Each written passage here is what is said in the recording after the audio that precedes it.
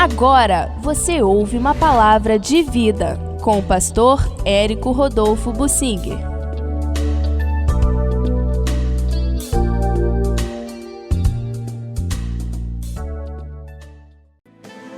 O mal e o bom, que não é totalmente reto.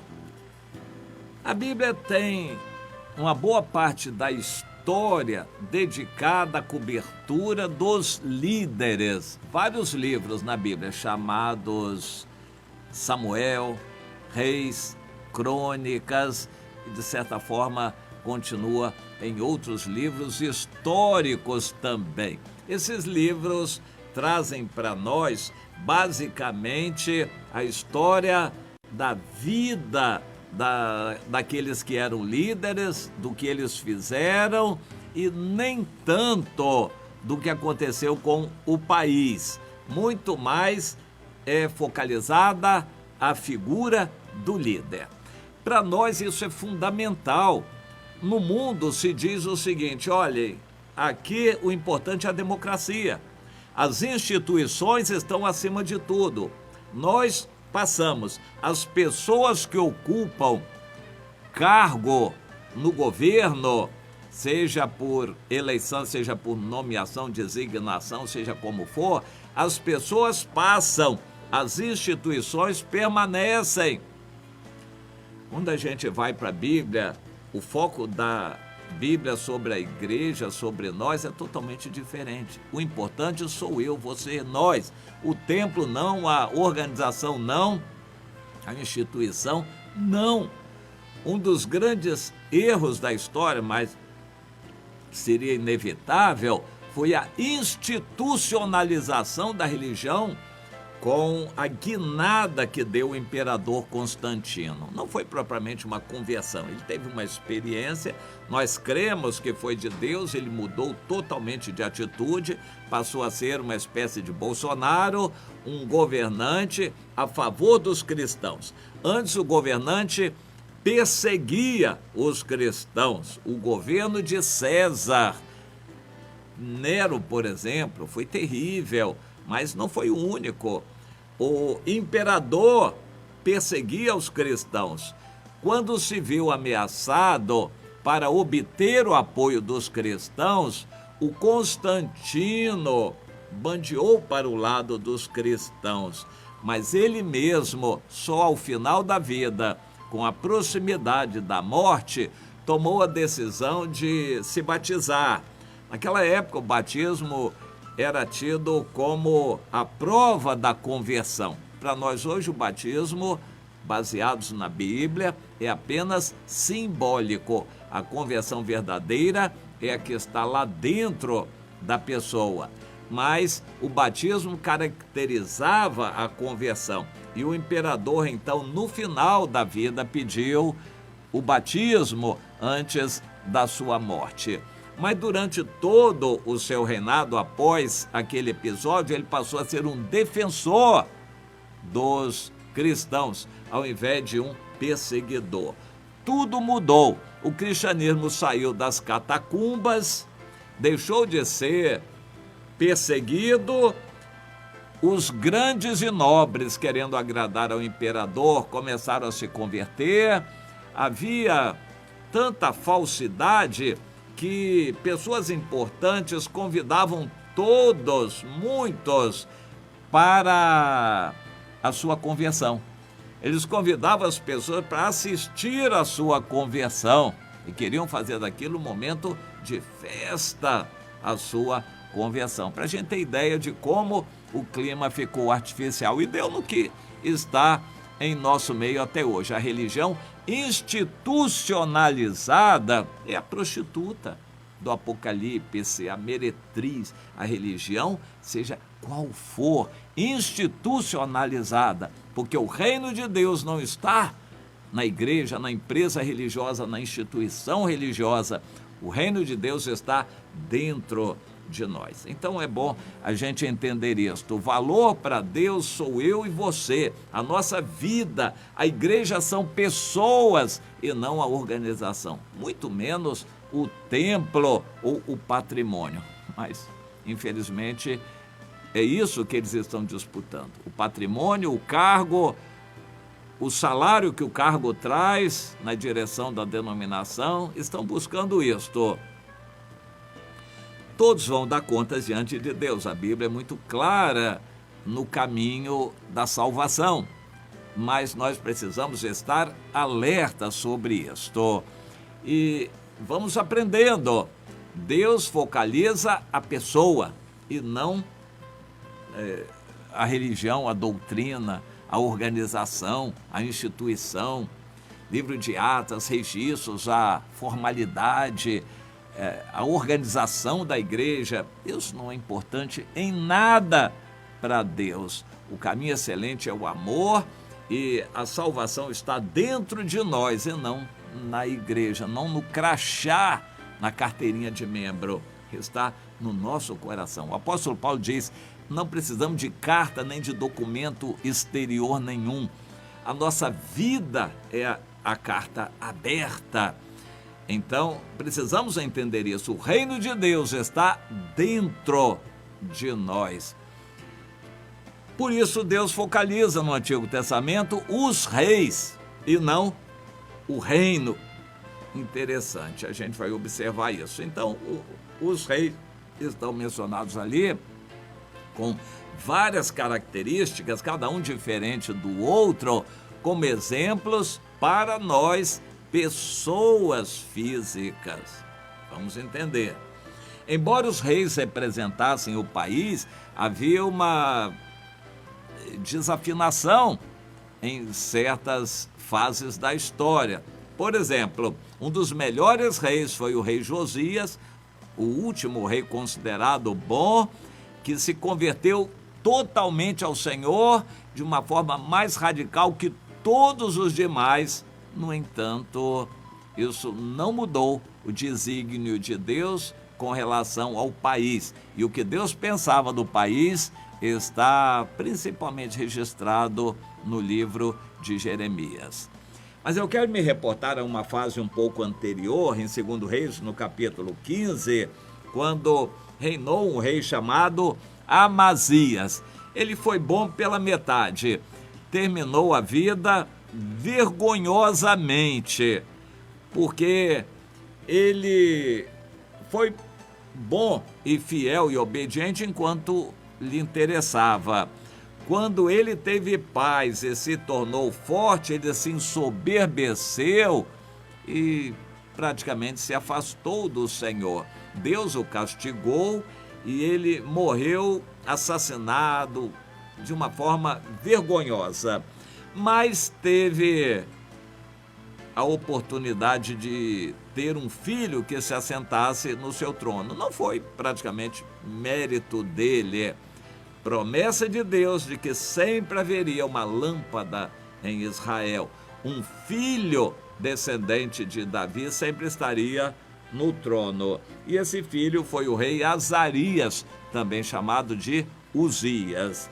E a Bíblia diz então no capítulo 15, aqui de 2 Reis, que o Azarias começou a reinar com 16 anos e fez ele o que era reto perante o Senhor, segundo tudo que fizera Amazias, seu pai. Tão somente os altos não se tiraram, e o povo ainda sacrificava e queimava incenso nos altos. A gente precisa entender um pouco mais da Bíblia para poder avaliar o que isso significava. Os altos não foram tirados.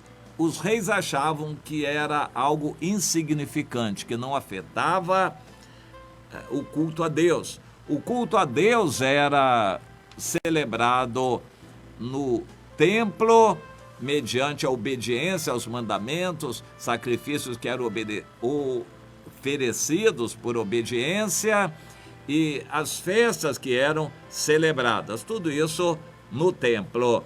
Mas o povo, sem grandes destaques, tinha liberdade de ir para os altos, oferecer sacrifícios, supostamente a Deus, mas isso não era garantido. Nesses altos, a coisa sempre descambava para a libertinagem, a carnalidade que era praticada lá. Mas era tolerado. O rei Amazias, o Azarias, Amazias também tolerou o pai dele, mas o Azarias, o Uzias, também tolerou aquilo. Mais tarde a gente vê que no meio daquilo havia um culto à serpente de bronze, que também foi tolerado. Havia uma série de cultos a demônios nos templos que Salomão construiu no Monte das Oliveiras, e ninguém depois destruiu, somente o Josias lá na frente. Mas nessa altura esses cultos eram tolerados a Camus, Quemos, Milcom e a todos esses deuses dos povos das nações vizinhas, eram tolerados. O rei era bom porque queria Deus, mas tolerava o mal. É o crente carnal, quer a Deus, mas tolera o mundo. Crente Raimundo, pé na igreja, pé no mundo. Esse tipo de gente, interessante, tem um tratamento especial de Deus. O versículo seguinte aos que eu tinha lido: o Senhor feriu ao rei, e este ficou, o rei Azarias, Uzias, ficou leproso até ao dia da sua morte, e habitava numa casa separada, e o Jotão, filho do rei, tinha um cargo da casa e governava o povo da terra. O rei ficou leproso. Aqui não é dito, mas no livro de Crônicas temos mais detalhes sobre o que ele fez. Se ensoberbeceu e achou que ele podia ser um sacerdote, também entrar no templo oferecendo incenso ao Senhor. Abuso de autoridade. Hoje nas igrejas existem aos montes exemplos assim. O sujeito é líder, é pastor, ele acha que pode mandar fazer e acontecer na igreja, que a igreja é o quintal da casa dele. Tem acontecido muito disto, abuso de autoridade. Meu irmão, você foi chamado para este ministério, fique neste ministério. O pastorzão lá na frente, se ele tem um dom de presidir, que ele apenas presida, mas que ele não mande, porque a igreja do Senhor não é para um ser humano mandar. Nós não temos papas, não é para ter papinhas nenhum no nosso meio. Abuso de autoridade, o que fez o rei Azarias, e Deus o feriu e ele ficou leproso. Bem, o que eu quero trazer aqui é um princípio bíblico, de um modo geral. Quando há esperança, Deus aperta com a pessoa para que ela se arrependa. E esse princípio é trazido no capítulo 11 de 1 Coríntios, a gente costuma ler na celebração da ceia do Senhor. A pessoa que desobedece, Deus bota de cama o crente doente. A quantidade de crentes doentes é enorme, muito maior do que na média da população. Crentes doentes, crentes num Deus que cura, mas crentes doentes. Por quê? É um tratamento de Deus para ver se eles se arrependem, se consertam, porque ainda há esperança. Em Hebreus, capítulo 12, que filho há quem o pai não discipline? Deus disciplina porque há esperança. Foi o caso do rei Uzias, mas infelizmente ele morreu com a lepra. Foram muitos anos leproso, ele aparentemente não esboçou nenhum arrependimento. Deus poderia ter curado aquela lepra, porque lá atrás no livro de Levítico, a partir do capítulo 13, Deus diz que a lepra podia ser curada. Quando Deus curasse a lepra, mediante o arrependimento da pessoa. E o rei Uzias, ou Azarias, não se humilhou. Ele não se humilhou, mas Deus tratou com ele. Bom, o crente que erra ou que obedece pela metade, ele é crente, mas não é discípulo, Deus aperta com essa pessoa para o bem dela. É diferente do restante, os outros reis mencionados a seguir, aqui no livro de Reis, segundo Reis 15, fala do rei Zacarias, o último descendente de Jeú, e foi deposto, morto, Jabes o matou, depois vem o Menahem, mata o Jabes, e um mata o outro, é revolução atrás de revolução, é só maldade. E Deus deixava. No mundo, Deus deixa os do mundo fazer o que eles quiserem. Aquele que rejeita o conhecimento de Deus, Romanos capítulo 1, Deus os entrega a uma disposição mental reprovável para eles praticarem o que eles quiserem de abominação contra Deus. É por isso que a gente está vendo aí no mundo o que a gente está vendo. Deus deixa o errado continuar no erro, o sujo se sujar mais ainda. Isso é bíblico.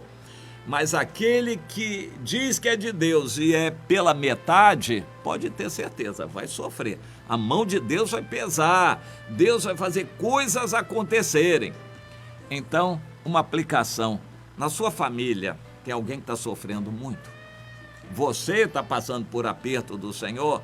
Comece a chamar os presbíteros da igreja, comece a questionar, comece a buscar a palavra de Deus para esclarecer isso. Deus não tem prazer em fazer ninguém ficar doente nem sofrer. Ele quer tratar a pessoa para o bem. É o caso do rei Azarias, que ficou leproso, porque ele foi bom pela metade. Ele foi bom, mas tolerou o erro. Deus tratou com ele, ele se ensoberbeceu, não se humilhou, pois é, e fica o exemplo dele para nós. Deus é um Deus que conhece os que lhe pertencem. Quando essa pessoa está pela metade, fraquejando, vacilando, Deus aperta com disciplina para tratamento dessa pessoa, para que ela se arrependa. Aprenda essa lição e aplique no seu caso, sua família, em quem está ao seu redor também.